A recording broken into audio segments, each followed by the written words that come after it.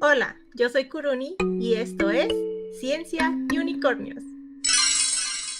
Y pues bueno, antes de que empecemos, porque bueno, Yami nos va a estar haciendo durante cada episodio de este podcast una aportación desde lo que ella sabe, lo que ha leído o lo que nos investigue, pero pues desde las ciencias. Entonces, para el día de hoy, pues obviamente estamos hablando de brujas, pero entonces, ¿qué investigaciones científicas puede haber sobre brujas?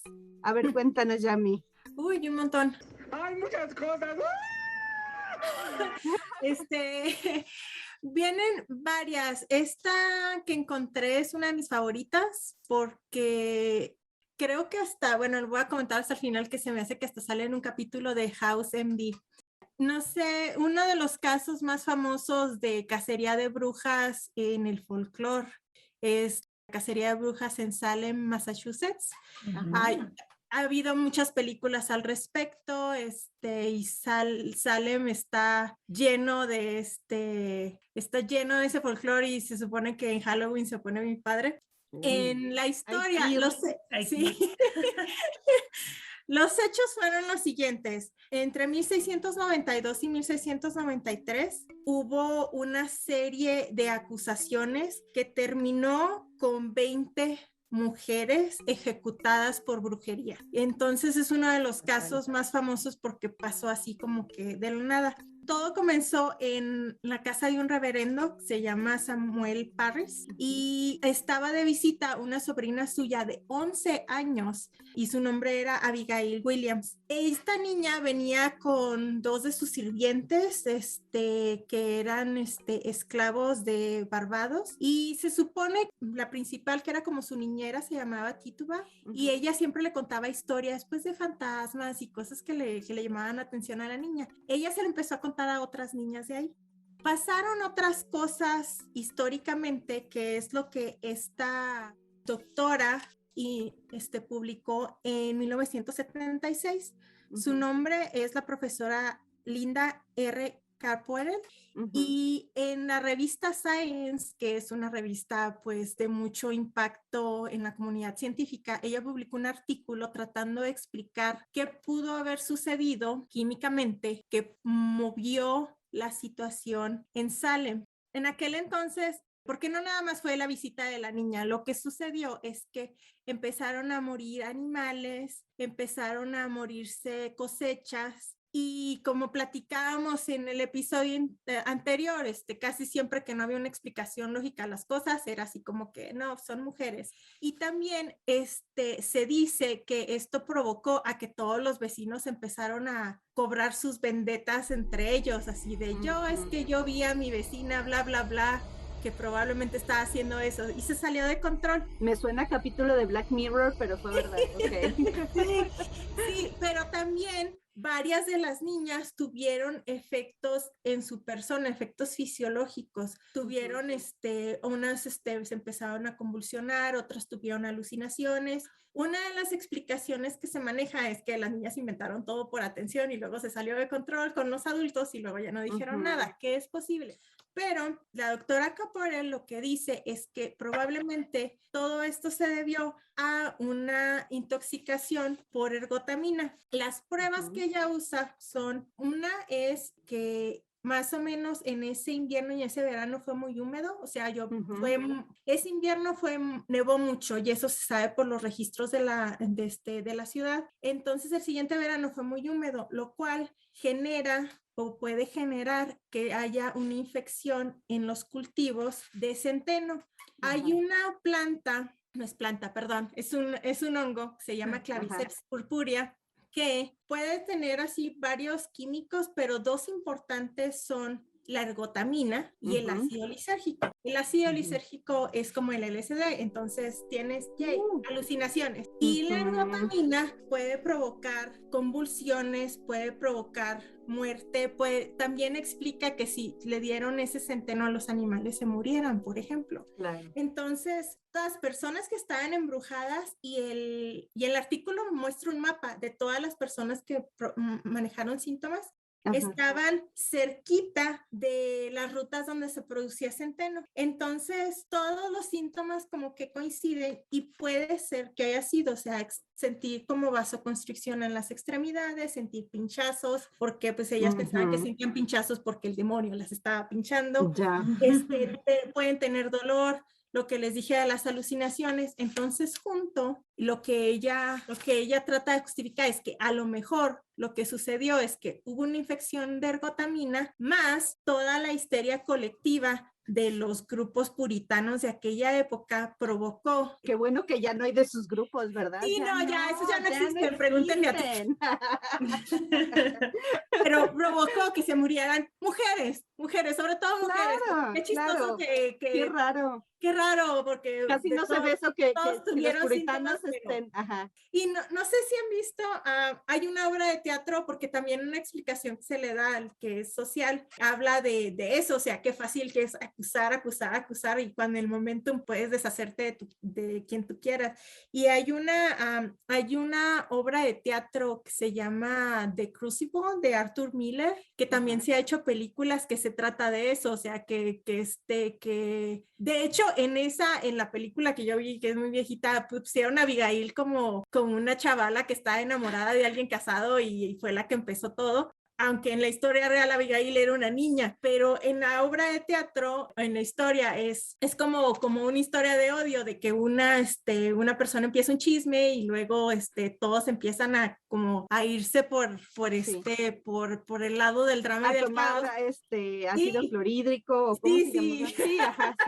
Sí, ya sabes, ¿no? Saludos a la gente. Y luego así que las pizzas del cubano, no, pero es que sí funcionan y lo vemos ahorita, o sea, con todo ahora que está pasando con el COVID, mucha gente está tomando antiparasitarios porque un güey en la radio que tiene mucha gente que lo escucha dijo que se está curando con eso, o sea, sí es posible, nada más que en aquel entonces la gente que era así más tenía más poder para matar a gente así como que... Sí, como hacer su limpieza social. Sí, hacer una limpieza en el rango de menos de 2 años, o sea, terminó con muchas muertes. Y por eso ahora, pues Salem es así como parte del folclore de Salem, es así como que un lugar de brujas, cuando pues es muy posible que nada más tuvieron la mala suerte de que hubo una infección por un hongo. Ahora, mi comentario de House MD no sé si se acuerdan de esa serie que era así como es un medical drama. A mí me gustaba mucho, pero era así como misterios médicos, o sea, llegaba alguien, es la historia de alguien que tiene síntomas y no saben qué tienen y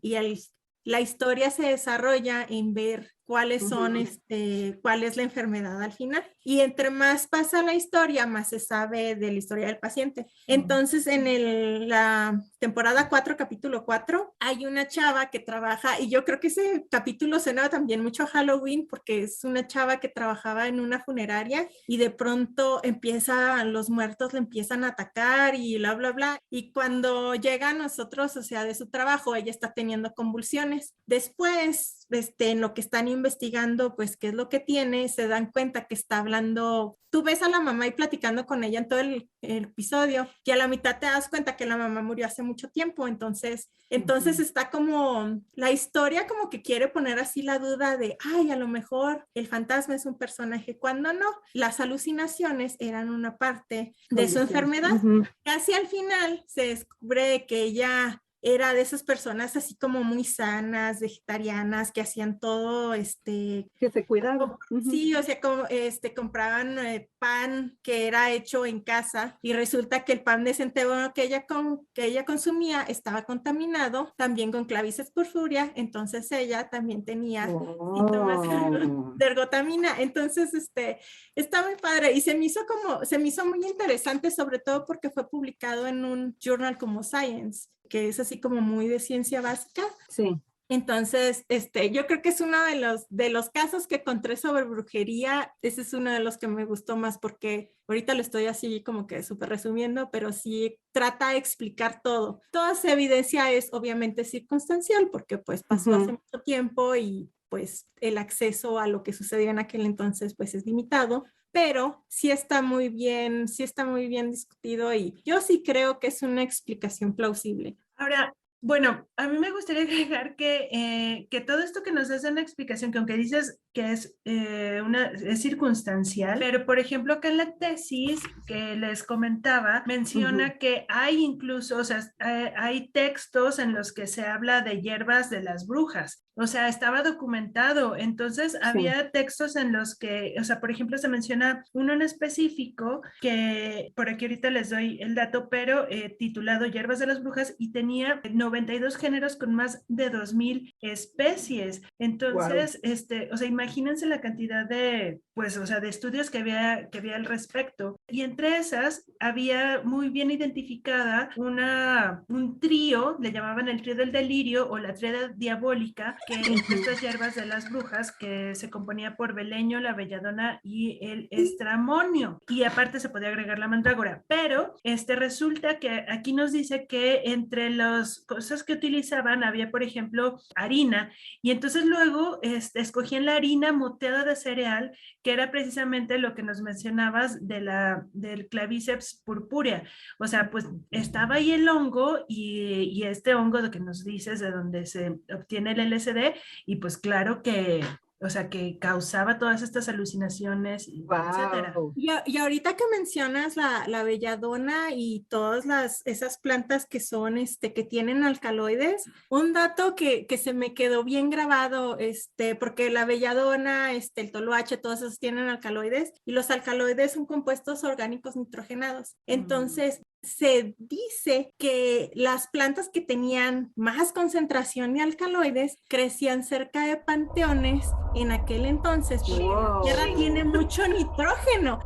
Entonces ves a una señora agarrando flores que sabes que con todos los vapores, tierra de panteones, porque pues no lo podías hacer así a la luz del día, cerca de panteones, porque bueno, obviamente los panteones de ahora el cuerpo está lleno de formol y ya no sucede así, pero en aquel entonces las tierras de los panteones estaban más nitrogenadas. Entonces tiene sentido que las plantas que necesitan nitrógenos para tener esos compuestos como los alcaloides que crecen ahí tengan más concentración. Entonces son cositas que pueden ser circunstanciales o no, pero si la juntas con lo que cree la gente, está sí, luego dicen, no, pues ella es bruja, pero pues volvemos al principio, ¿cuál es la definición de bruja?